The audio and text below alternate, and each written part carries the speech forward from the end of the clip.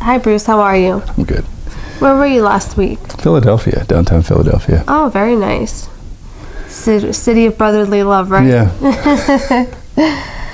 From Protecting Myself in New Jersey, we have a question. When I schedule my activities in MS Project, should I use best case or worst case?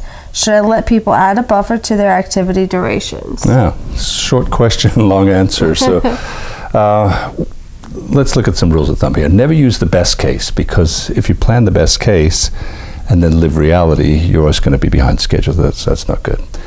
And we never want to use worst case, because if you put worst case on the duration of every single activity, the project looks like it's going to take 10 years and no one's ever going to allow that project to go forward. So where does that leave you?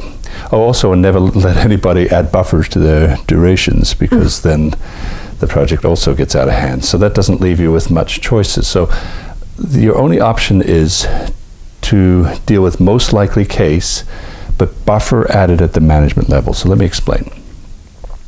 So first of all, we got to get to the work breakdown structure. How many tasks should we have for each deliverable at the work breakdown structure?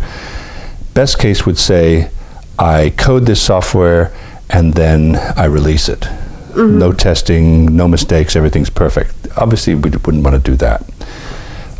What's more likely is for us to say code, test, recode, retest, recode, retest, and then release, right? Right. How many rounds of review seems logical? So that's the most likely case. The most likely case comes up when we do the work breakdown structure. We break it down to the tasks we think are reasonable, given our history on this type of project and how complex, how bleeding edge technology this particular activity is. If we're coding software we've never done before, we may have 5 rounds of review in there. If we're doing something that's just a patch on something we've done before, maybe 1 round of review is enough. So right. We have to decide the most likely case. Now, let's talk about buffers. When someone gives you a duration estimate, they include a buffer indicating that they are uncertain about how long this will take. So often they're taking into account the risk associated with it, the known unknowns. Well, as a project manager, we should be incorporating all those risks on that project. We should be taking into account that this is risky, this is not, and documenting those. And then at the end of all of our risk management planning, we should say, we've got, we should probably add 30 days because of all the risks that we identified on this project. Right. So those are for the known unknowns.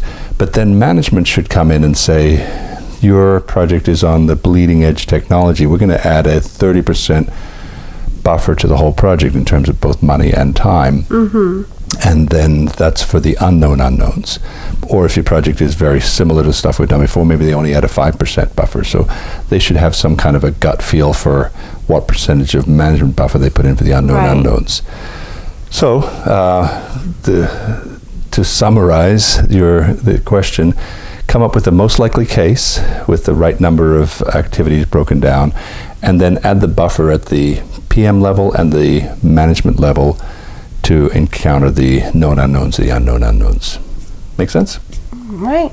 Well, if you have any questions, feel free to comment below. For additional information or to sign up for a class, click on the link.